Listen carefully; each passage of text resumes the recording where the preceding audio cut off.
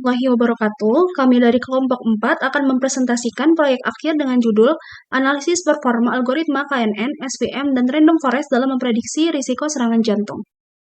Adapun yang melatar belakangi proyek ini adalah penyakit jantung merupakan salah satu penyebab utama kematian di dunia. Deteksi dini sangat penting agar pasien bisa segera mendapatkan penanganan. Dalam penelitian ini, kami menggunakan dataset Heart Disease UCI untuk membandingkan 3 algoritma populer yaitu KNN, SVM, dan Random Forest. Langsung saja kita masuk ke codingnya. Langkah pertama adalah preparing the tools, yaitu kami mengimpor library yang dibutuhkan seperti NumPy, Pandas, dan Skitlearn. Kemudian load data, dataset jantung kemudian dimuat ke dalam data frame Pandas. Selanjutnya kami mengecek apakah ada data yang hilang, dan ternyata ada data yang hilang, yaitu data yang tidak bernilai 0. Dan untuk memperbaiki data yang hilang, untuk fitur numerik, nilai kosong diisi dengan median agar tidak bias terhadap outlier. Untuk fitur categorical, nilai kosong diisi dengan modus atau nilai yang sering muncul, serta proses imputasi kami memastikan tidak ada lagi missing values dengan fungsi is null sum. Dan ketika kita cek kembali, datanya sudah diperbaiki. Setelah data berhasil dibersihkan dan tidak terdapat data yang hilang, tahap selanjutnya adalah Exploratory Data Analysis atau EDA. Tahap ini bertujuan memahami karakteristik data sebelum masuk ke tahap pemodelan. Tahap pertama dalam EDA adalah menampilkan histogram dari seluruh fitur numerik. Histogram ini digunakan untuk melihat distribusi data apakah data tersebar normal, condong ke kanan atau kiri, serta melihat pola umum dari setiap fitur numerik. Selanjutnya, kami menggunakan box plot untuk mendeteksi adanya outlier pada setiap fitur numerik. Outlier adalah nilai ekstrim yang dapat mempengaruhi performa model jika tidak diperhatikan. Box plot menunjukkan median, kuartil, dan outlier. Titik di luar box menandakan nilai ekstrim. Terakhir, kami membuat heatmap korelasi antar fitur numerik. Heatmap ini membantu melihat hubungan antar variabel serta mengidentifikasi fitur yang paling terpengaruh terhadap risiko penyakit jantung. Selain itu, heatmap juga berguna untuk mendeteksi multikolinearitas antar fitur. Warna merah, korelasi positif kuat. Warna biru, korelasi negatif. Nilai mendekati 1 atau -1 hubungan kuat. Berdasarkan hasil exploratory data analisis kami, memperoleh gambaran awal mengenai distribusi data, keberadaan outlier, serta hubungan antar fitur. Hasil ide ini menjadi dasar untuk melanjutkan ke tahap processing dan pemodelan machine learning. Selanjutnya, pada tahap data preprocessing. Pada tahap data preprocessing, kami melakukan encoding terhadap fitur categorical menggunakan label encoder. Hal ini mengubah data teks seperti jenis kelamin, tipe nyeri dada, dan tal menjadi angka agar tidak diproses oleh algoritma. Target num digunakan sebagai label, sementara fitur lain sebagai variable input. Data kemudian dibagi menjadi 80% training dan 20% testing, menggunakan train test split dengan stratifikasi agar distribusi kelas tetap seimbang. Untuk KNN dan SVM, kami melakukan scaling menggunakan standar scalar. Proses ini memastikan semua fitur berada pada skala yang sama sehingga algoritma berbasis jarak tidak bias terhadap fitur dengan nilai besar.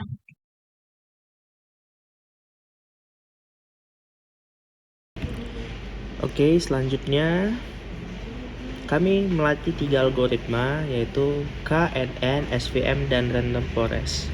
Untuk KKN, kami mencoba nilai K 3, 5, dan 9. Hasil grid search menunjukkan K sama dengan 9 sebagai parameter terbaik. Untuk SPM sendiri, kami membandingkan kernel linear dan RBF. Kernel RBF terpilih karena lebih mampu menangkap pola non-linear pada data. Untuk Random Forest, kami menguji jumlah pohon N estimators 50, 100, dan 200, serta kedalaman pohon. Parameter terbaik adalah 200 pohon dengan kedalaman non. Random Forest dilatih menggunakan data asli tanpa scaling, sedangkan KKN dan SVM menggunakan data yang sudah distandarisasi. Evaluasi dilakukan dengan menghitung akurasi, confusion matrix, dan classification report. Confusion matrix menunjukkan jumlah true negatif, false positif, false negatif, dan true positif. False positif berarti pasien sehat diprediksi sakit yang bisa menyebabkan overdiagnosis. False negatif berarti pasien sakit diprediksi sehat yang lebih berbahaya karena pasien tidak mendapat penanganan. Classification report menampilkan precision, recall, dan F1 score. Precision tinggi berarti prediksi positif lebih akurat.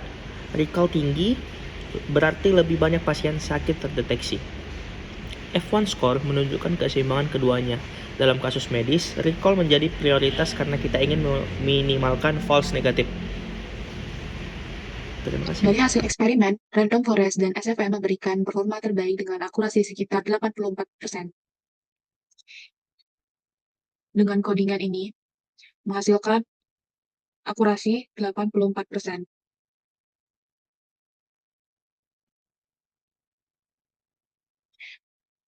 SFM dengan kernel RBF unggul dalam precision, sedangkan Random Forest unggul dalam F1 score dengan codingan yang ini. Hasil codingannya seperti ini.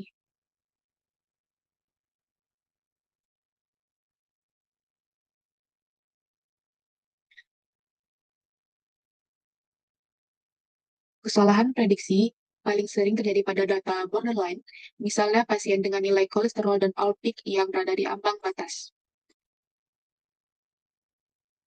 Dengan codingan yang ini,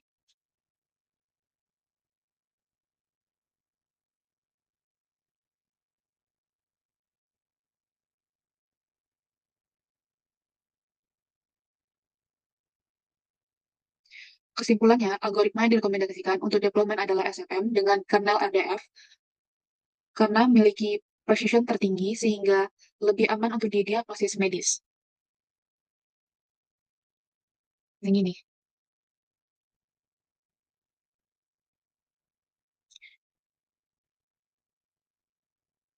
Random Forest tetap menjadi pembanding yang kuat karena keseimbangan metrik